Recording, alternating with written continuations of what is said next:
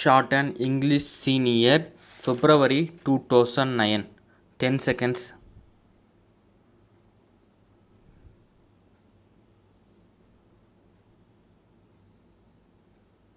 Start.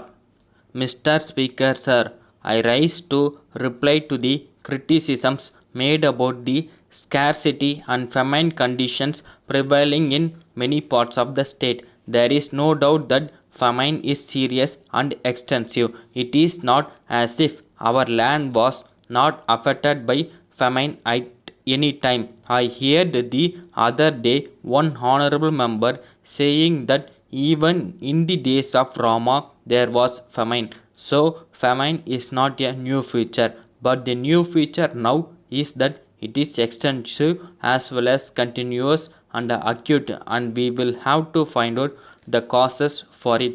The Second World War upset the whole food position in the country, and famine conditions have become acute as well as continuous. Thereafter, every member tries to voice out his grievances, and in some cases, even small deaths are taken as starvation deaths. Honorable members are aware that the failure of monsoons has been continuous for about 5 or 6 years. As a result, scarcity conditions have been extensive, whereas previously they used to be concentrated in certain areas. Now there are scarcity conditions even in fertile districts. So we are not able to tackle the problem as easily as we used to do in former days.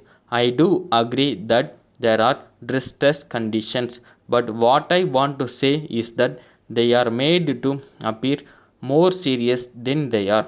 I take this opportunity to tell the honorable members that we have been able to meet the scarcity and distress condition throughout the state.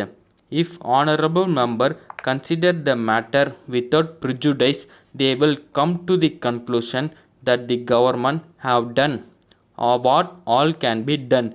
We have taken up relief works and they employ a large number of people.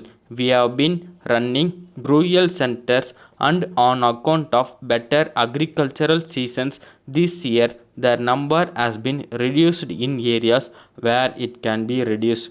Loans for agricultural purposes were given, and a large number of wells were deepened. The collection of kist has also been postponed in many districts.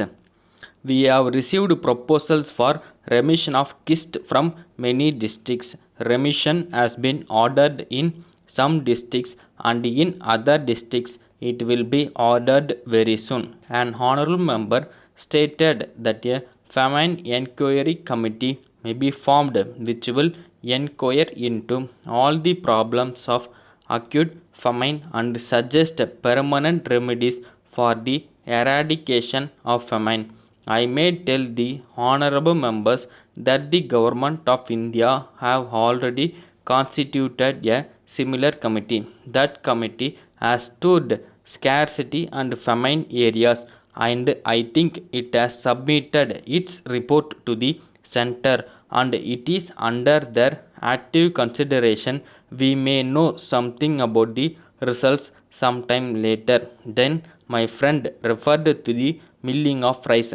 As far as I am personally concerned, I entirely agree with him. It is true that if there is too much milling of rice, it washes out the vitamins, and so the rice that we eat now after being polished gives rise to many diseases. But the government cannot pass any specific order in this regard. I would suggest that if necessary, people may take boiled rice. It is really good for health, and I may say that the vitamins are not lost if we eat boiled rice. That is why the poor people who eat boiled rice are strong. In conclusion, I request the honorable members to work for the welfare of the people. We should all be united and work together so that our country may be a great country. Letter from Krishna and Company, Chennai to the City Provision Stores Limited, Chennai.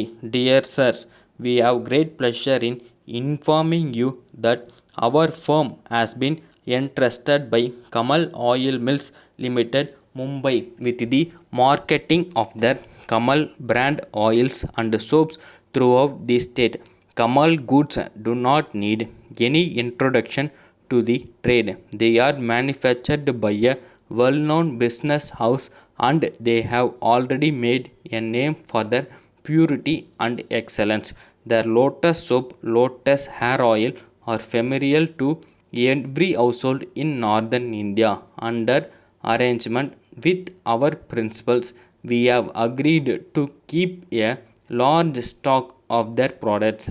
We shall be in a position to effort delivery from our stock of all varieties of Kamal goods.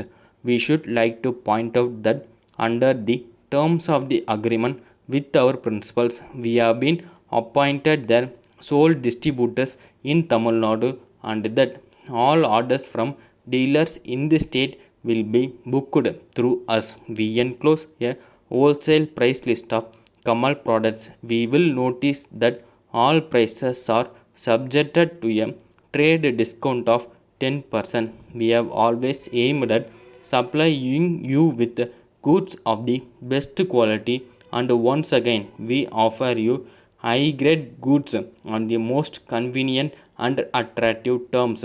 We have no doubt that you will avail yourselves of this great offer as early as possible. Yours faithfully.